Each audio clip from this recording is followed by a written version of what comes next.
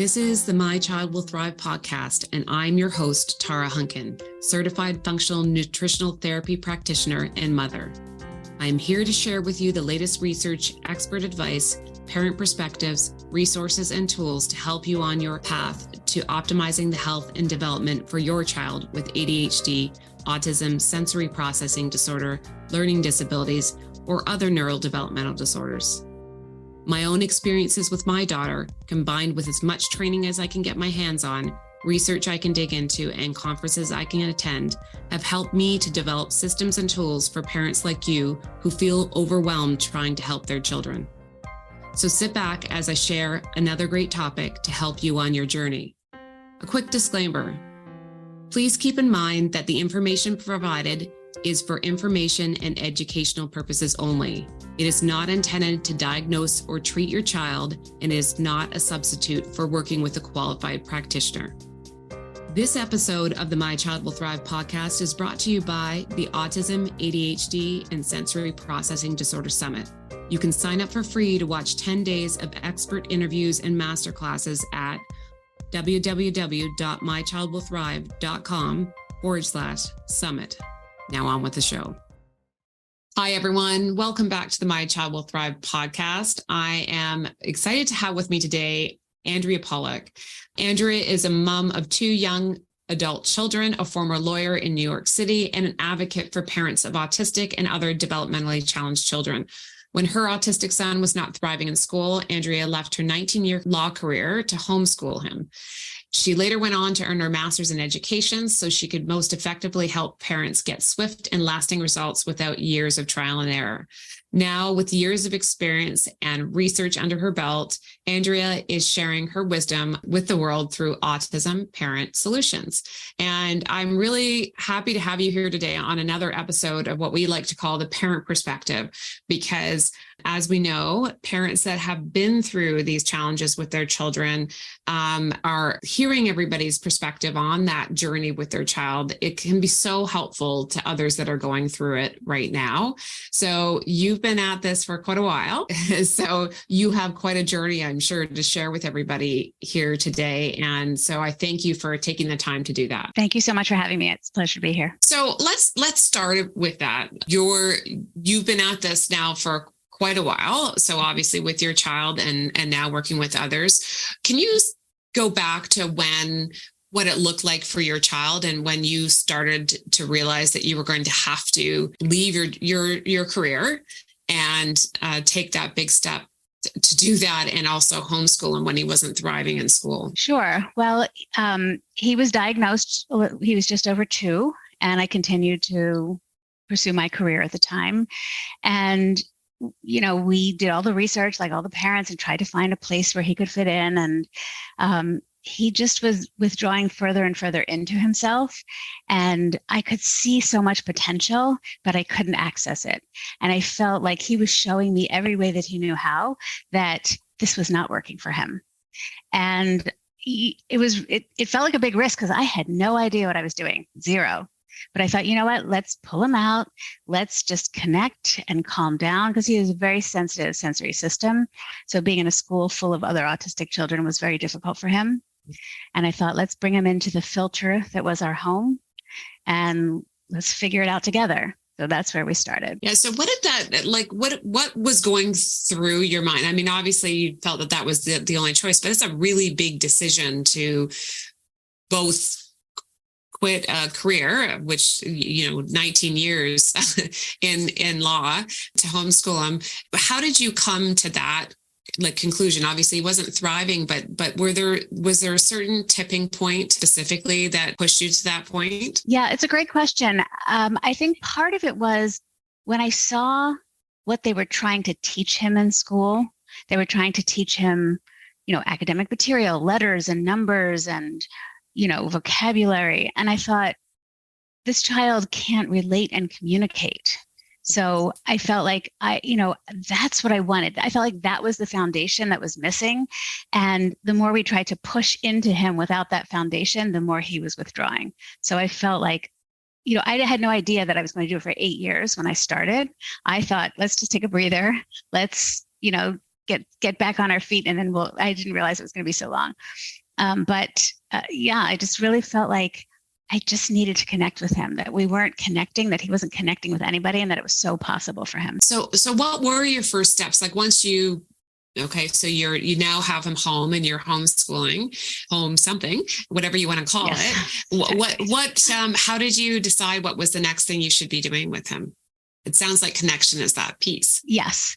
Well, I did try to educate myself as best I could. I studied a bunch of the different therapies. He had been in ABA schools, and I learned about that. That wasn't really working for him, which I'm not saying that it doesn't work for anyone, but it wasn't working for him in the way that it was being done. I did go and learn about the Sunrise program. I learned about RDI, floor time, and I just did the best I could to take the best from each of them.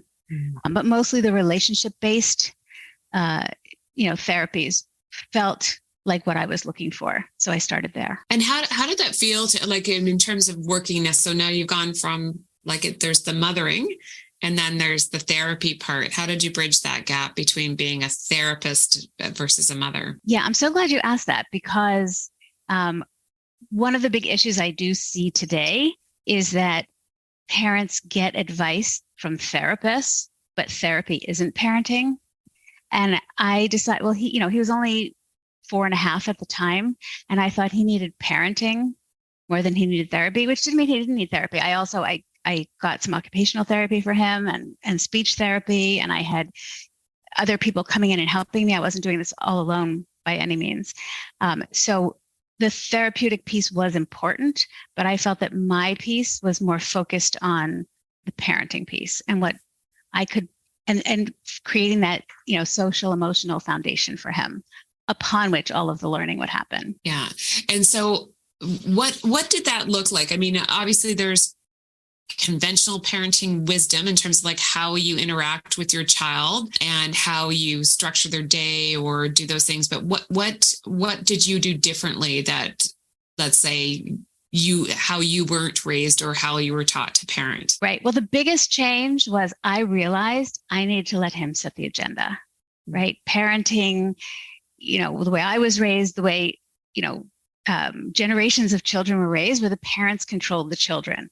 And it became abundantly clear to me that no one was controlling this child. And nor was it the right idea. I needed to understand him. I needed to, part of connecting was allowing myself to connect, right? If you're always trying to control someone, their odds of them connecting are pretty small, right? So it was really about allowing him to set the agenda, following him, learning about him, understanding him, seeing where his needs were, instead of forcing our agenda on him, right? Kindergarten curriculum, I bought all the curricula out there to try to figure out what I should be teaching him. And, it said, this is what you should teach him. But if he wasn't interested, forcing him to try to learn something was not going to work out. So really following his lead, which was really so opposite of the way I had been raised, and really just checking in with myself about that all the time, because sometimes our tendency is to go back to habits, right? To try to make him do stuff. But that didn't work. It didn't create the bond that I wanted or that I thought would be most beneficial for his learning. Yeah. And so what changes did you see in him when you started to let him set the agenda with you? It took a while. Initially, he really was sort of repelling all intervention. It was, but he started to open up. He started to notice people in the room. He started to connect a little bit. One thing I remember, when you're talking about this, it raised this memory for me. He would walk over and he'd touch you with his elbow, right? And so it wasn't like a full-on connection, but it was like, I'll give you my elbow. He was a cuddly son, but that was different. But this was more like connecting, making some eye contact, showing interest in something that I was doing, allowing me to show interest in something he was doing. So little by little, those windows opened up, and we took advantage of those to try to build connection and interaction, because it was really the interaction that was missing. So how old would he have been at that stage when you started to see those changes? It took a good 6 months. He was about 4.5. By 5, he was starting to, connect with humans. That's overstating it. He was a cuddly child, but he was very protective of his own bubble, I think I would say, because he was so sensitive. And he's sensitive to everybody's feelings, and he's sensitive to scent, and he's sensitive to noise. So I understand why he was protecting himself. And so the message we had to share, me and everybody else who helped me with the homeschooling and therapists and whoever else came into his life, was, we're safe. You can trust us. Come play. That's really interesting. It would be so much harder to accomplish that, especially in a group format, at least initially, until you can have that kind of connection with the kids. So I can see how being at home one-on-one would make a big difference that way. You mentioned that you had other therapies and therapists that you worked with during that period of time. Can you just mention which ones you did and how you felt they helped and that part of that process as well? Sure. I had occupational therapy, which, I knew he had a very sensitive sensory system, and I knew I had to learn about how to help him with that, what a sensory diet was, things like that. And also remember, this is 20 years ago. He's 24 now. So, the internet wasn't such a thing at the time. There wasn't that much available. So, it was as much to work with him, but also to help me educate myself about his needs and what was going on, why he was, the way he was, why he behaved the way he did. I had speech therapy, and they helped me with a lot of different areas. One of the therapies that was very helpful was prompt therapy, where they actually touched his face to help him form the sounds. And he liked it. He would actually take her hands sometimes and put them up to his face, because he enjoyed that feeling of success when he was able to do it better. And just other, understanding how speech was built, right? That helped me understand that as well. I had a floor time person who was amazing, and I learned a lot from her too. So again, she worked with him, but it was 1 hour a week. The greatest benefit was what I could learn from her as well, and then carry through. Yeah, it's really interesting. When my daughter was young, she had a lot of speech therapy, but the best program that we were involved in was what they do with the very young ones, which is teach the parents. Actually, parents go through a classroom program, and then they also then have the therapist come into your home and videotape what you're doing, and then review it with the class, so that everybody learns how to work with their children. Because as you know, you need to be doing these things pretty much every day. And if you can weave it into, as opposed to therapy, weave it into just how you interact with them, it has the biggest benefit in the end. So that goes back to what you were saying about not being a therapist and focusing on the parenting and that parent relationship. But you can do that and weave some of when you understand what they're trying to accomplish into the day. Right. Well, the other piece of that is very important is, because it was all so new and different for me, I didn't trust my instincts at first. But as I learned these different things, I did learn to trust my instincts, which is really important for parents to learn, because not everything is going to work for every child. So you need to, as the parent, be objective and say, is this working? Is this not working? Is this helping? How can we tweak it? Because the therapists, they have their way of doing it. And it's not that they don't adjust it per child. They do. This is not anything against therapists. I love them. I'm very grateful for them. But it's more about, parents know their children best. So if a therapist is spending an hour or even 3 hours a week with your child, you have a different perspective on what's working. And it's a really important relationship then that you develop with the therapist. Yeah. So then that sort of brings a point of, do you have, so from this and all the years of doing it, do you have things that you can recommend to parents in terms of what to do and not to do with a therapist when you have that parent-therapist relationship? Like, what best practices you developed over the years in terms of working with someone? I think the first rule of thumb is be curious, right? Really try to understand, ask questions. Don't assume you know, but don't assume you don't know, right? So try as best you can to understand, to question, with the best intentions in mind, right? We don't want to come in trying to overrule things, because we may not know. They may be doing something that really makes a lot of sense. We just can't see it because we're not educated in that. At the same time, letting something go that feels wrong, that I would say that was one of the mistakes I made for too long. I didn't trust myself enough, and I allowed things that felt wrong to persist. And over time, I learned how to really intervene in a way that was, again, a relationship. I wasn't trying to force anything with a therapist but it is about communication. It's about collaboration and being curious. Yeah, I'm a big supporter of, you have to always know why you're doing something, because if you know the why, then you can then apply some kind of critical thinking to whether or not it's appropriate. And you can at least ask the right questions to determine whether it's still appropriate or the right thing for your child at that particular point in time in their journey. Do you have an example of one of those times when you realized that you let something go, or that you were doing that you wish you had said, yeah, no, this isn't right for my child? Yeah. Well, some of the ABA practices, again, this isn't against all ABA. This is about how it was being done at the time with him. I just kept saying, "What this feels wrong." One of the things. So here's this very specific example. My son was a terrible sleeper, and he'd get up at like 4:00 in the morning. And the school and the therapist, they had a program where they put photographs of his toys in a book, and he was supposed to turn the page, look at the photograph, go get the toy off the shelf, play with it, put it back on the shelf, turn the page, get the next toy.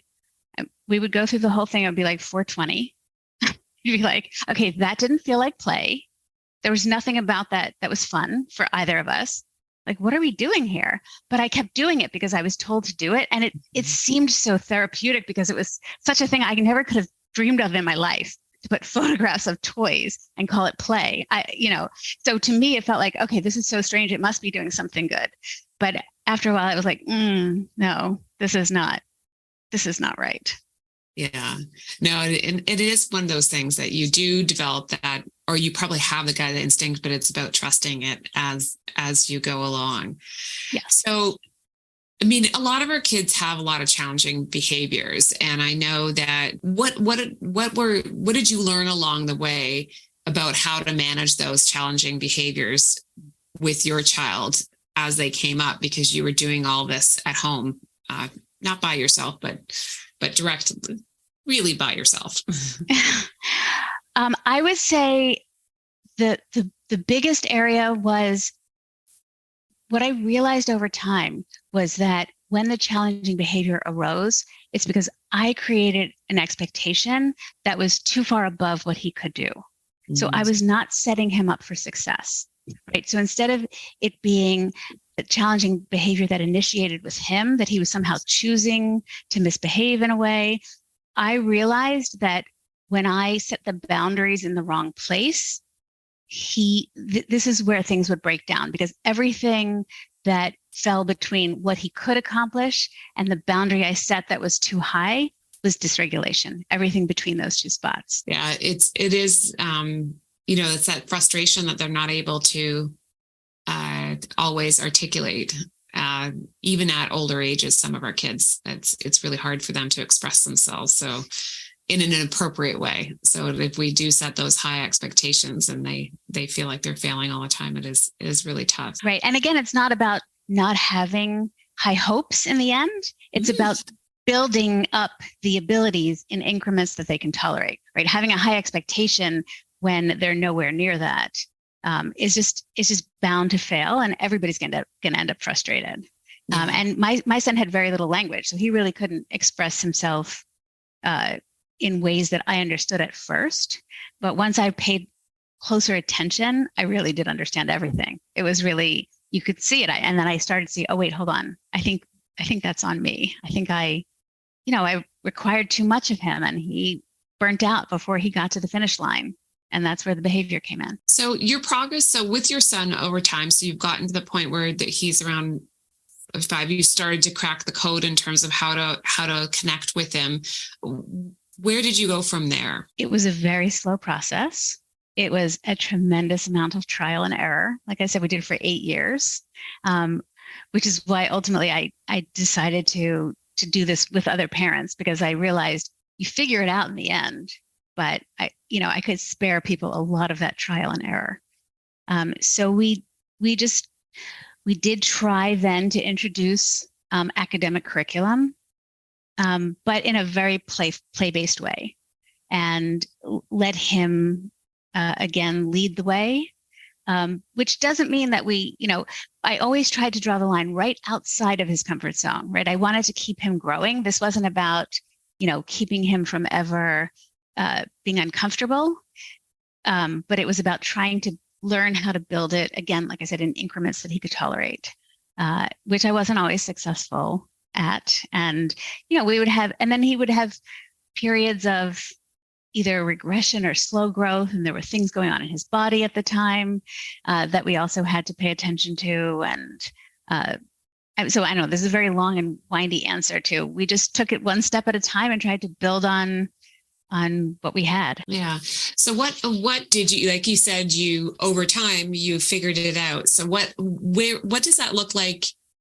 Well, I have two questions, but the first one is, so what does that look like now? So because you went through all these different trials and errors, now when you work with parents, what do you tell them about in terms of, I believe you have a framework that you help them with in terms of how to make those decisions so they don't have to go through all those trials and errors with their kids. So how do you do that with parents? So the first thing I do is I just teach them a set of strategies and perspectives, a very small group of those. Because what I realized when I studied all the different therapies, as different as they all were, they had certain fundamental commonalities, right? So for example, you have to pay attention to regulation, right? And self-regulation is a skill we need to build. But we also have to model self-regulation. So that's like the first thing we start with, right? We talk about how to set them up for success. This whole process of how to figure out where their boundary is and how to set the next boundary just above that so that we're not setting them up for failure. Mm-hmm. We talk about we pay attention to the sensory needs and issues. We talk about getting their buy-in, right? Not forcing our agenda on them, how to get their buy-in so that it makes things easier, right? It makes things more smooth. And we talk about modeling and teaching flexibility, which is a big issue with our kids. And so it's a very few things, but those things crop up in every instance of challenging behavior. So it's about noticing those. It's about learning how to set those boundaries. But also, really importantly, it's about understanding your underlying beliefs and perspectives, because those are the things that drive our behavior as parents, right? So an example is, if you believe your child is doing something on purpose, you get angry and frustrated. If you can learn to look at it as something that actually they didn't do that on purpose, there was an issue, there was a skill they were lacking in the moment, even if it was something they could do yesterday. Today, there was something interfering with their ability to do it.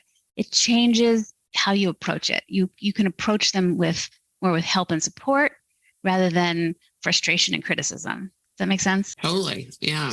I mean, perspective is everything when you're dealing with those situations where everybody can get a little frustrated. It's very hard to see your own blind spots. So that's how, when I work with parents, so they'll tell me a story and I'll say, so what I'm hearing in this as we're talking is, it sounds like you believe that he pooped his pants on purpose. Yeah, well, he was playing and he decided not to go and then he didn't have time. And okay, well, let's look at this in a bunch of different ways.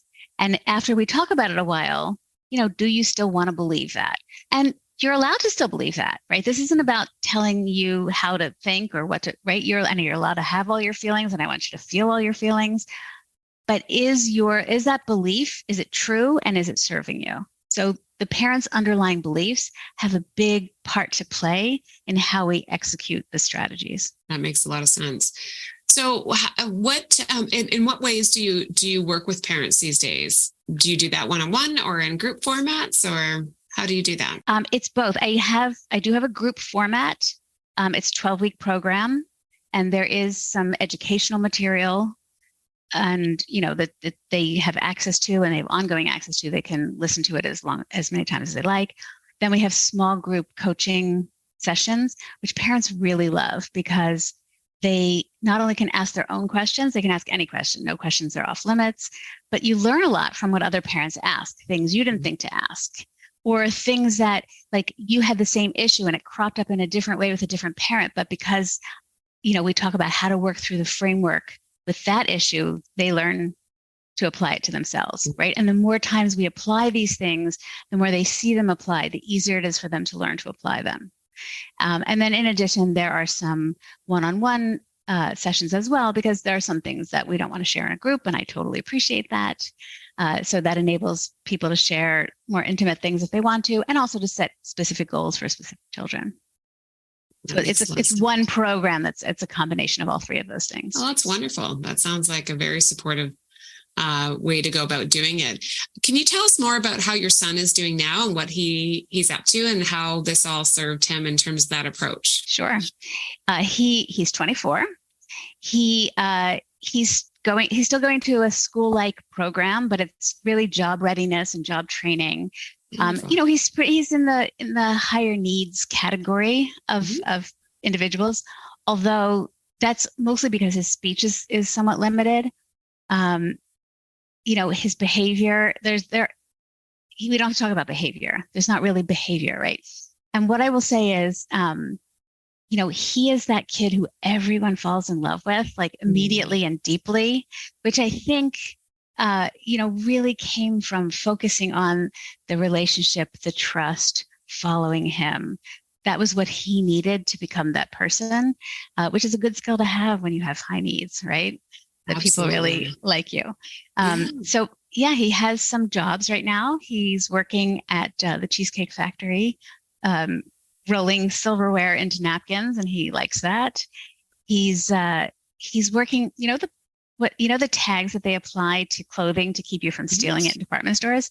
Well, it turns out, who thought about this, but there's a place that actually makes those. And then the stores return all the stuff, and it all needs to be disconnected and sorted and all of that stuff. And he's like a genius at that. He's like better than they're like, his attention is unbelievable. He's fast, he's efficient, and he loves it. So he feels good about that job. And he's getting other job training as well. But he's happy. He has friends. He told me he's proud of his life. That's what he told me. Those are the words he used. That is amazing. So he is thriving. He's doing what every parent wants, right? So happy, enjoying himself and being successful. And that's really all we're working towards doing. So congratulations to him on that, and you for doing all that work.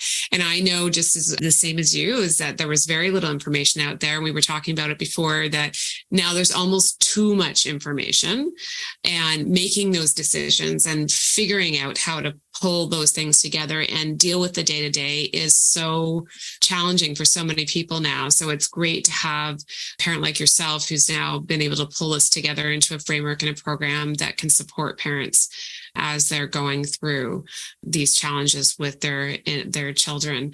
Do you have a favorite story of someone that's in your program about what they've gained from working with you and going through your program that brings together all these learnings that you have? Oh, it's like picking a favorite child is really hard to pick a favorite. But I have a couple. I have kids who refused to go to school, like absolutely refused. And over time, we built it up.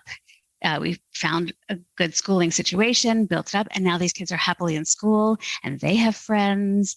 And, one of the young men has his first crush. And so that's a really, it sounds simple, but for that parent, it was not simple. It was, a big win. I have a little one who, when they started working with me, she had no language, no eye contact, she barely recognized people.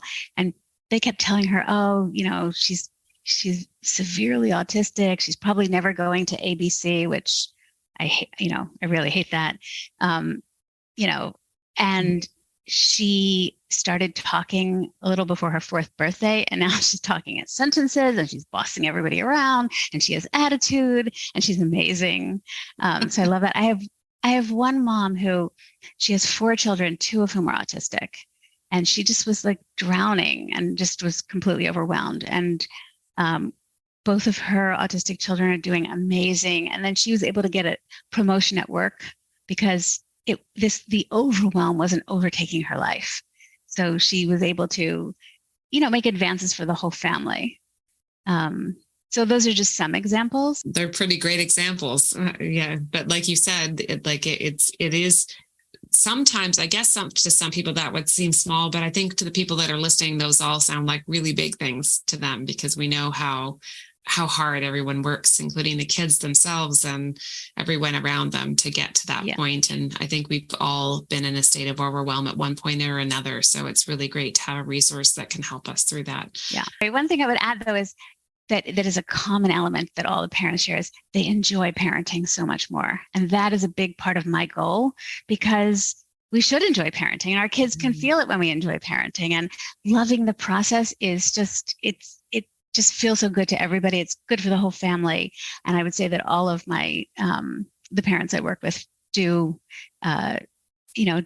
definitely increase their pleasure and enjoyment of parenting. Actually, that is also, I'm so glad that you said that, because a lot of people grieve the loss of what they thought parenting would be like when they have a child that is neurotypical in particular, because parenting can be a lot more challenging. But it's wonderful to find, again, a resource to help you find that joy and success in parenting, because part of that joy comes from feeling like your child is happier and doing well. I mean, really, that's all we all want. So the frustration typically comes from feeling like you're failing. And it's so when you have the right tools in place and the supports, each of those little successes are huge and need to be celebrated for sure. Thank you again, Andrea. It was really a pleasure to meet you and hear about your journey, which has been a long one with your son and how well he is doing now.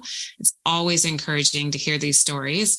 And anybody that's actually, we'll be putting links in the show notes as well. But Andrea, why don't you tell people where they can find you, so that if they're looking for support in this way, that they can reach out to you themselves as well. Okay, thank you so much. So the best way would be to go to my website, which is autismparentsolutions.com.